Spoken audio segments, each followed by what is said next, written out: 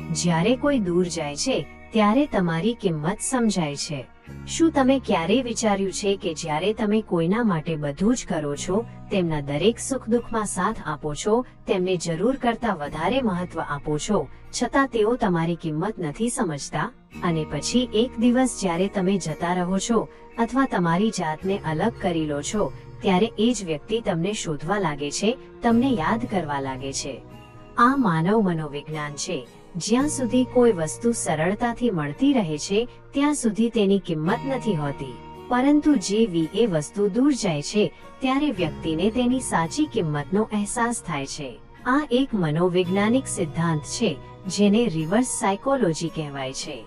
આજે આપણે ડાર્ક સાયકોલોજીની મદદથી સમજીશું કે કોઈને પોતાની અગત્યતા કેવી રીતે સમજાવવી, જેથી એ વ્યક્તિ તમને હળવાશથી ન લે, પરંતુ તમારી ગેરહાજરીમાં તમને યાદ કરે, તમારી કદર કરે અને જાતે જ તમારી તરફ ખેંચાતો આવે।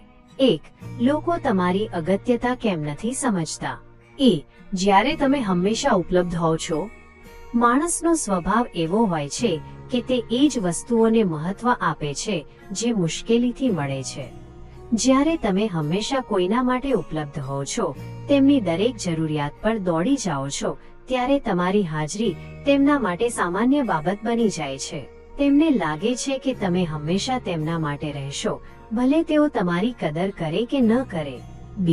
જ્યારે તમે જરૂર કરતાં વધારે પ્રયત્નો કરો છો, જો તમે કોઈ સંબંધમાં માત્ર તમે જ મહેનત કરી રહ્યા છો, માત્ર તમે જ રોકાણ કરી રહ્યા છો, સમય, પૈસા, લાગણીઓ, પ્રેમ, તો સામેવાળાને આદત પડી જાય છે કે તે માત્ર લેતો જ જાય। જ્યારે કેટલીક વસ્તુઓ સરળતાથી મળે છે ત્યારે વ્યક્તિ તેને ગ્રાન્ટેડ લેવાનું શરૂ કરી દે છે।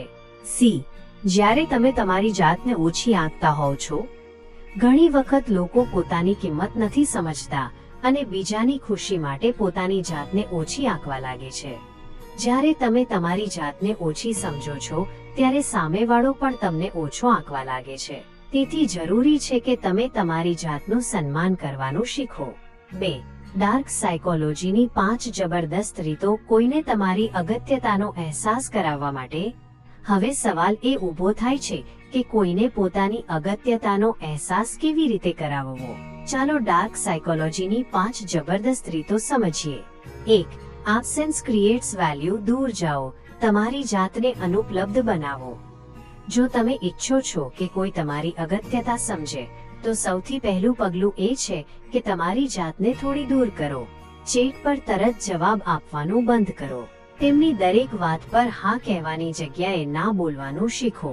થોડા સમય માટે તમારી જાતને અનુપલબ્ધ બનાવો। જ્યારે લોકો તમારી ગેરહાજરી અનુભવશે ત્યારે જ તમારી અગત્યતા સમજી શકશે। 2. Mirroring effect. જેવું વર્તન તેઓ કરે છે તેવું જ પાછું કરો। જો કોઈ તમારી કદર નથી કરી રહ્યું તો તેમને બતાવો કે તમે પણ તેમના વિના ખુશ રહી શકો છો। તેઓ તમને અવગણી રહ્યા છે, તમે પણ થોડું અંતર જાળવો। તેઓ તમને સમય નથી આપી રહ્યા, તમે પણ તમારી જાતને વ્યસ્ત બતાવો। તેઓ તમને હળવાશથી લઈ રહ્યા છે, તમારી કિંમત તેમને અનુભવો। જ્યારે તેઓ જોશે કે તમે પણ તેમના વિના ખુશ રહી શકો છો, ત્યારે તેમને અહેસાસ થશે કે તમે કેટલા જરૂરી હતા। 3. Push and pull strategy. ક્યારેક નજીક આવો, ક્યારેક દૂર જાઓ। જો તમે કોઈને તમારી અગત્યતાનો અહેસાસ કરાવવા માંગો છો તો પુશ એન્ડ પુલ સ્ટ્રેટેજી અપનાવો। ક્યારેક તેમને પ્રેમ અને ધ્યાન બતાવો, પરંતુ પછી અચાનક તમારી જાતને થોડી દૂર કરી લો। જ્યારે તેઓ તમને યાદ કરવા લાગે તો ફરી થોડું ધ્યાન આપો અને ફરીથી અંતર બનાવો। આનાથી સામેવાળો મૂંઝવણમાં આવશે અને વારંવાર તમને પામવાનો પ્રયત્ન કરશે। 4. The scarcity principle. તમારી જાતને દુર્લભ બનાવો। દુનિયામાં એ જ વસ્તુઓ સૌથી વધુ કિંમતી હોય છે જે લિમિટેડ એડિશનમાં હોય છે। જો તમે તમારી જાતને દરેક સમયે, દરેક તક પર ઉપલબ્ધ રાખશો તો તમારી કિંમત ઓછી થઈ જશે। તમારી સીમાઓ નક્કી કરો, તમારી પ્રાથમિકતાઓને સ્પષ્ટ કરો। દરેક વસ્તુ માટે તરત હા ન કહો। જ્યારે તમે તમારી જાતને એક્સક્લુઝિવ બનાવશો ત્યારે જ લોકો તમને પામવા માટે સંઘર્ષ કરશે। 5. Self improvement. તમારી જાતને એટલી સારી બનાવો કે લોકો જાતે જ તમને પામવા માટે દોડે। છેલ્લી અને સૌથી મહત્વપૂર્ણ રીત છે તમારી જાતના વિકાસ પર ધ્યાન આપવું. તમારા લુક્સ પર કામ કરો, તમારા પહેરવેશમાં સુધારો કરો, તમારી સ્કિલ્સ વધારો, નવી આવડતો શીખો, તમારા શારીરિક અને માનસિક સ્વાસ્થ્યનું ધ્યાન રાખો, તમારા આત્મવિશ્વાસને વધારો. જ્યારે તમે તમારી જાતને સારી બનાવી લેશો ત્યારે લોકો જાતે જ તમારી તરફ આકર્ષિત થવા લાગશે. 3. કેવી રીતે ખબર પડે કે હવે તે તમારી અગત્યતા સમજવા લાગ્યો છે? જ્યારે તમે આ તકનીકો અપનાવશો ત્યારે તમને સામેવાળાના વર્તનમાં કેટલાક ફેરફારો જોવા મળશે. તે પહેલા કરતાં વધારે તમને નોટિસ કરવા લાગશે. તમારી ગેરહાજરીમાં તે તમને યાદ કરશે. તે જાતે જ તમારી સાથે વાતચીત શરૂ કરવાનો પ્રયત્ન કરશે.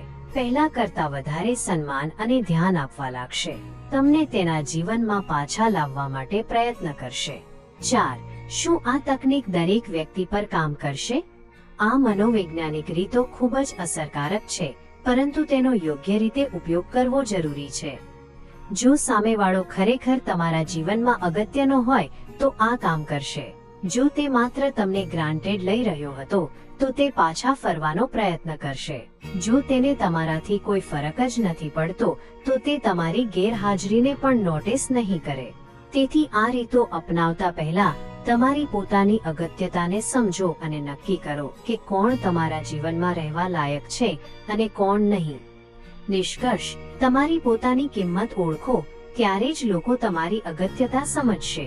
આ વિડીયોમાં આપણે શીખ્યા કે કોઈને પોતાની અગત્યતાનો અહેસાસ કેવી રીતે કરાવવો અને ડાર્ક સાયકોલોજીનો યોગ્ય ઉપયોગ કેવી રીતે કરવો. જો તમે આ તકનીકોને સમજદારીથી અપનાવશો તો લોકો માત્ર તમારી કદર જ નહીં કરે પરંતુ તમારું સન્માન પણ કરશે.